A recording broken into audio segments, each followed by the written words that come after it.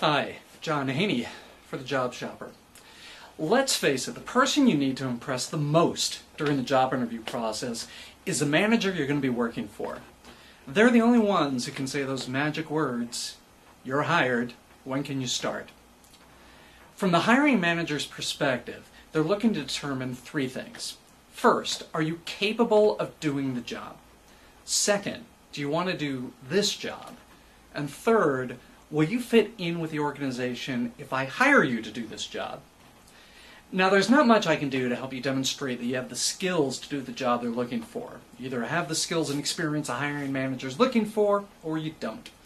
However, asking the right questions and showing enthusiasm and interest can help you demonstrate that you want the job with their company and that you'll fit in with the chemistry and culture of their organization. The most common reason for being dropped from a hiring manager's hot list is the lack of any personal chemistry or rapport with the interviewer during the job interview.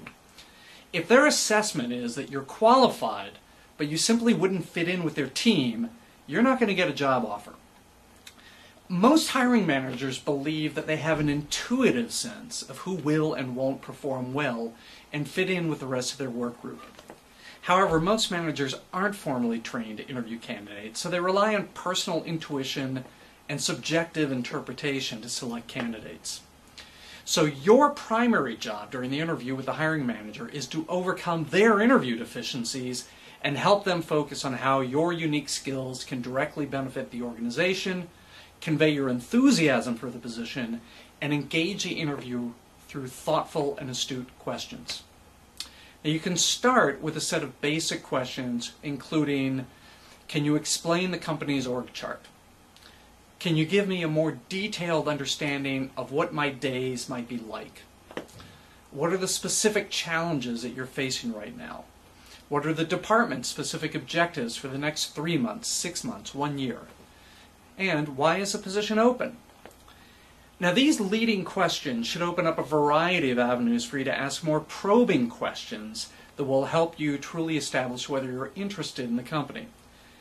Never forget, the interview is a two-way street. You're not there simply to sell yourself, but to determine if you're sold on the company.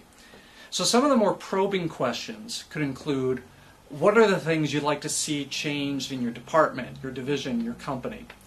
Are there plans for new products or services that I should know about? How has this job been performed in the past? And what do you see are the key goals for the company during the next year, for my department, for this specific job? How do you see my role evolving in the first couple of years? And what do you think my biggest challenge will be if I start working here? Now, even if you're comfortable with the job and the department and the company, you should never underestimate the importance of the company culture and how you'll mesh with it. So you should also ask questions to determine whether you'll be a comfortable fit with their organization. These would include, how would you describe your management style? And would you say it's similar to others in the organization, or do you consider yourself a bit of a maverick? In your experience, what particular types of people do you seem to work best with? What particular traits do you value most in your subordinates? What kind of people seem to succeed in the company? And what have you enjoyed most about working here? And what have you liked least? Now, the answers to these questions do several things. First, they help you define yourself according to the attributes the manager cites, so you can position yourself as the ideal candidate possessing all the traits they're looking for. Now, these questions should also give you a good sense of the values of the organization and the hiring manager, and whether you'd be a good fit with both. The important thing to remember is that asking cogent and insightful questions makes you stand out from the rest of the candidates and enhances the perception of your qualifications for the job. You might assume that every candidate comes in prepared and asks intelligent questions, but you'd be wrong. I get feedback literally every day from hiring managers who are shocked by the number of job candidates who don't ask a single question during the interview.